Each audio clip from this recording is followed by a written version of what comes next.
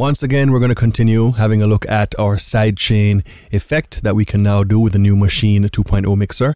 It's not only used for ducking effects or for kick and bass style sidechain pumping, but we can also use it in other creative ways, as we're about to see. So for this example, I loaded up a simple pattern from one of the expansion packs. We're going to press play and check it out. I'm going to show you a creative use of sidechain compression.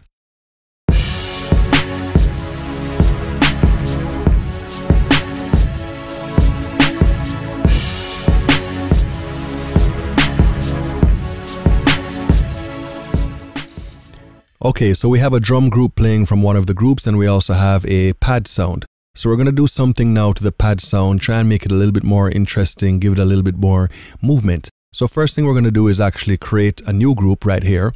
We're going to use this to host our trigger sound just to keep things separate because we have enough groups, we can do that. So let's go and choose from our sample library, and we have pre-selected drums and click because we want a short clicky sound for very fast attack, very fast release. So let's try, this one is good, Gintronic, Rim Gintronic. Let's load that up. Okay, auto load was on, so it's ready to go. And let's go to our grid selector right here and select 1/8, and we're going to paint in a series of 1/8 notes of our rim, all the way to the end, 2 bars worth. Okay, and we're going to also go up here and just rename this group Trigger for some nice tidy housekeeping. And we're actually going to press play and hear what we have.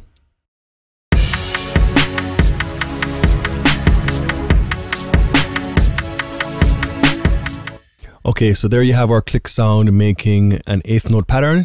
We don't want to hear the sound of the click actually, we're just going to use it as a trigger. So keeping that in mind, let's go to our pad track. This is where we want to place the compressor on for the sidechain compression. And we're going to go external this time, and let's try something from perhaps FabFilter. And we're going to scroll until we find our FabFilter sidechain compression plugin. Here we go. Make sure we choose the SC version right here, which is the sidechain version. SC stands for sidechain. Okay, so we're going to select that. And here we have our FabFilter Pro C compressor. And let's just move that to the side. And now, of course, we have to set up the sidechain input. So let's click on that and go to our source. And we're going to look for Trigger Rim Gintronic. And there you have it. Okay, we're going to get that selected. Now we have to go back to the plugin and make sure the sidechain is activated. And in this version of the plugin, you've got to open it up in expert mode and select external for your sidechain input. Okay, so let's make some adjustments here. Change the knee. Let's change the threshold. Let's get that ratio really, really high. Of course, you can tweak to taste no matter what plugin you're using as you go along. And let's go back to the trigger track and make sure that we are not going to hear it in the output of the mixer. So we've got to go back to the output selector and select none. Okay, now let's press play and hear what we have.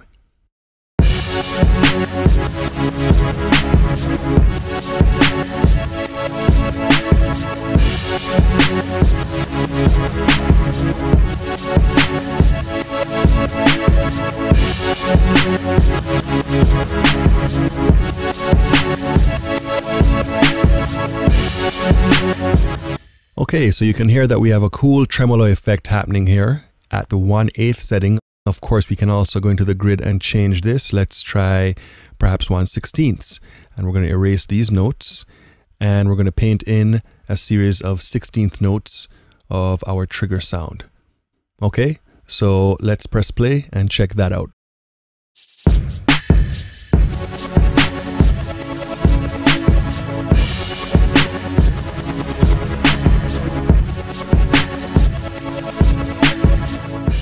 Okay, so as you can see, we can create all kinds of interesting patterns.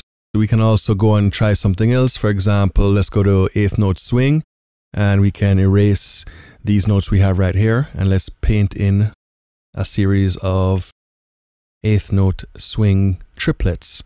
And we don't have to stop there. Let's right click and go to erase, and let's remove some of these, like say from the first, let's try those 3 out right here, and maybe those 3 out.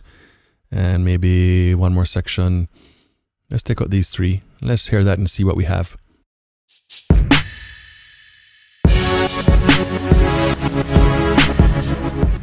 That's actually pretty cool. Let's continue with that pattern and remove some more notes here in our grid, and these right here, and let's hear that.